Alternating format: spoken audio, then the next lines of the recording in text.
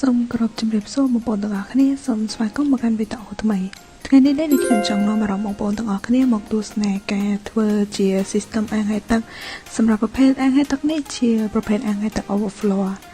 ចឹងសម្រាប់បងប្អូនដែលមានតម្រូវការជាប្រភេទសម្ភារៈអាងហែកទឹកបងប្អូនអាចតាក់ទងមកកាន់យើងបានបើយើងក៏លេចមកមើលត្រង់កន្លែងនេះវិញគឺការរៀបចំជាប្រព័ន្ធដែកសម្រាប់ការចាក់បេតុងសម្រាប់អាងហែកទឹកនិងប្រើប្រាស់ជាប្រភេទ water stop ដើម្បីការពារការហូរលិចជ្រាបបើយើងកន្លែងទៅមើលអាងហែកទឹកនេះគឺមានការបំពាក់ទៅដោយបំពូ LED និងប្រព័ន្ធទឹកធ្លាក់ចូលក្នុងអាងទឹកបើយើងកន្លែងមើលត្រង់កន្លែងនេះជាកន្លែងដែលយើងរៀបចំនៅរោងម៉ូទ័រសម្រាប់អាងហែកទឹកក្រោយពីបានរៀបចំនៅ system រួចរាល់អស់ហើយក៏បានបញ្ចូលទឹកបងប្អូនសាកសម័យមើលថាបើសិនជាបងប្អូនមកពីធ្វើការមកពីនឿយហត់មកដល់ឃើញនៅសម្រាប់ទិដ្ឋភាពអាងហែកទឹក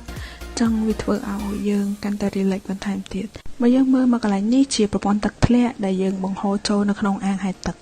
សម្រាប់កន្លែងនេះដែរគឺបងប្អូនអាចបន្ធូរបន្ថយកម្លាំងទឹកបានសម្រាប់អាងនេះដែរគឺប្រើប្រាស់ជាប្រភេទម៉ាស៊ីនបំលែងក្លនធម្មជាតិអញ្ចឹងក្រុមការងារជំនាញក៏គាត់បានប្រើប្រាស់អំបិលចាក់ទៅក្នុងបាតអាងដើម្បីឲ្យម៉ាស៊ីនបំលែងពីអំបិលទៅជាក្លនធម្មជាតិវិញដើម្បីការពារពីការឡើងស្លែនិងធ្វើឲ្យខូចទឹកសម្រាប់បងប្អូនដែលមានតម្រូវការជាប្រភេទសម្ភារៈអាងហែកទឹកបងប្អូនអាចតាក់ទងមកកាន់យើងបានតាមរយៈ Facebook Page ឬក៏ Link Telegram នៅខាងក្រោមអរគុណច្រើនជួបគ្នានៅវីដេអូថ្មីបាយបាយ